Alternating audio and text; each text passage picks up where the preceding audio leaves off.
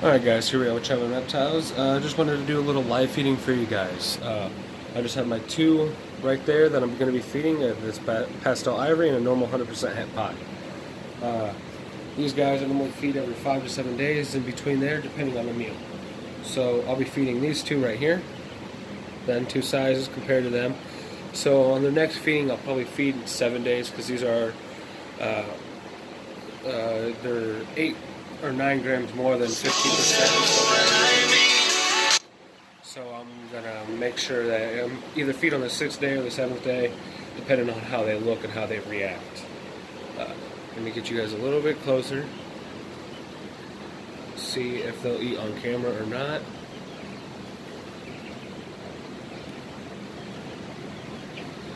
The first one I'll be feeding is the normal 100% het pie, and it is a female. And then there we go. I'll give it a couple minutes or a minute or so. If she doesn't eat, then I'll just take them, or I'll leave them in there and go to the next one. She definitely seems active. So, guys, I really do love. I actually like breeding rodents. They're great. I don't recommend, I don't look for hurting them or anything like that. But my snakes have got to eat, so I feed them. I feed what I produce. But there he is. That's the normal female 100% het pie. And then this right here is the pastel ivory. So we will be feeding him also.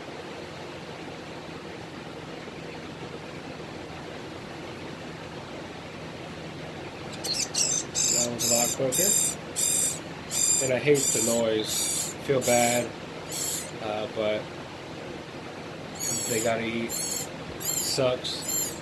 I was gonna switch to frozen thawed a while ago, but then I kept having problems with the snakes that I've grown up, that I've had since they were born, were pretty close, and they wouldn't eat the frozen thawed, which yeah, I probably could have gotten it to make it so they would have eaten, but I didn't want to have to go through the struggle of trying to, then them going several months or several weeks without eating.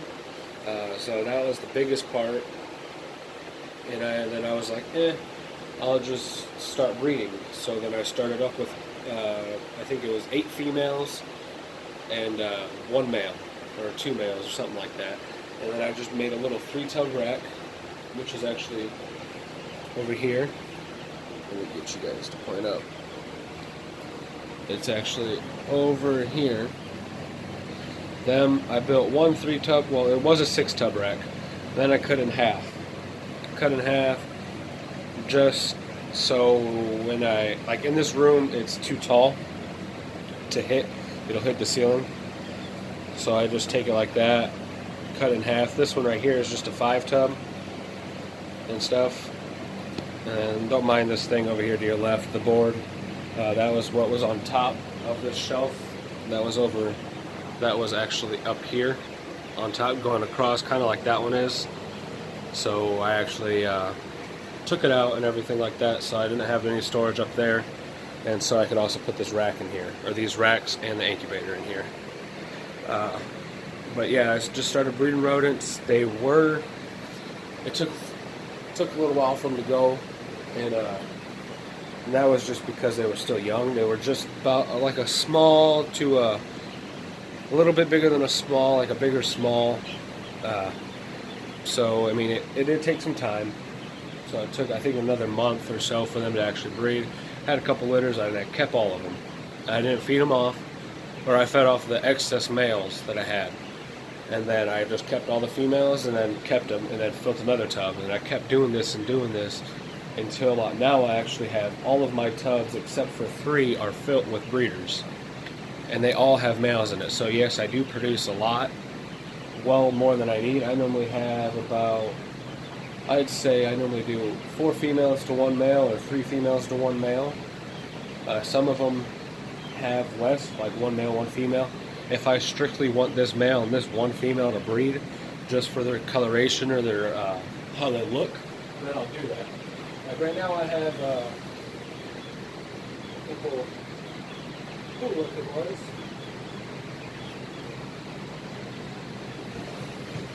Like this one. Very cute little rat. And I'm trying to get like this. I want the blotching like that all the way across the body. But like as you see, there's a little bit right here and a little bit right there. But other than that, that's about it. The brothers, yeah, that's a male. This one's got it, but it's just on the head. So I'm trying to breed certain things in. Like this is just a hooded rat. And then I'm also trying to get hairless. I got a couple hairless. I actually have a male and 3 female hairless. The females aren't big enough to breed yet, so I just have the male that's breeding.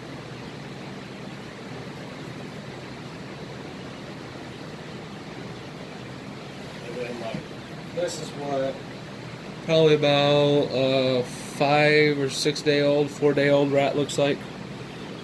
I'd say maybe it's a little older. But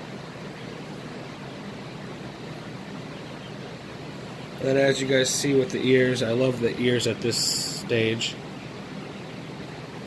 But that's really all I'm going for is I like the hairless. I keep it some as pets. If I have too many hairless, I'll sell the males. Because I normally always keep the females. But I just started off with breeding rats just to make it easier on me. It's cheaper. Because my local pet store sells smalls for $6 a piece. And I sell them personally, from me to someone else, I sell them for $2.50. So, big difference. A small rat is around like 115, 130 grams is normally what I like to keep around. And most of your males will stay on that size, like the Spider Mojave. He will probably be on smalls for his whole life. Him right here. The Spider Mojave will be on smalls practically almost his whole life. Until he's already 1,500 grams. But you don't need males as big as you need females, so if he's going to eat every week and keep putting on weight, it does not bother me. I'm fine with my males being big. I'm fine with 2,000-3,000 gram males, as long as they breed. And if they don't, then, I mean, it's not anything I can do about it. I can just either reduce the medium rat every 2 weeks, or like a large rat every 2 weeks. Most males will never eat a large, but some of my females, my pastel is eating, I think it's medium. She's only eating a medium, and she's almost 2,000 grams. So, I don't know, she is 2,000 grams. So, I mean, I could feed bigger, but I feed every week. Some people feed, like, I could feed her a large and feed her every 2 weeks. But I choose not to. I just feed every week. It makes it a lot easier so that I'm like, oh, every Friday or every Sunday I feed. But, yeah, just started breeding rats a while ago. I've probably been doing it for 3 years now. Last year was my first clutch of breeding snakes. The only thing I had was Mojave. I literally started off with 2 snakes. I had this Mojave male, and he's only out there because I just pulled him from another female. I had this Mojave male, then I put with that pastel that you guys seen me hold her in. And all I didn't even get some Mojave pastels. I just got Mojaves, all single gene snakes. And that was really just a tester. And I started off with my homemade incubator that I used. All the eggs, all 4 of them came out because she was just at 1,500 grams. She was a little bit more once she laid the eggs. I think she was like 1,600 grams when she laid them because she was eating and holding the weight in more. And then now I got several more snakes, and I'm actually looking to get a lot more. Like I want to pursue more different things, like the pied that you guys seen. My male pied, he's actually locked in with my Cali bee now, and that's only because I want to produce some hets, so that in the following year or two, while I'm looking for female het pieds, I could breed. And this is just a visual pied male. He is a little bit aggressive, but that's just... He's not really aggressive. He's defensive. He's a little bit defensive, more so than any of my other snakes. And I just got him from a guy named Kevin at a local show, and he's been doing great. And he's been breeding actually with that Cali bee I just said. He's been breeding with her. He's locked, I think, once with her. Once with this Cali bee. And she's looking really good too. She just shed a couple last week, so she's popping. Love it. Love the Cali bee. I'm hoping to produce some more Cali bee het pies or some spider het pies. I'll get calico het pies, spider het pies. Everything that comes out of that clutch will be 100% het pie. So that's a couple of my pairings for this year also. Other than that, guys, like, comment, subscribe. Let me know how my videos are coming.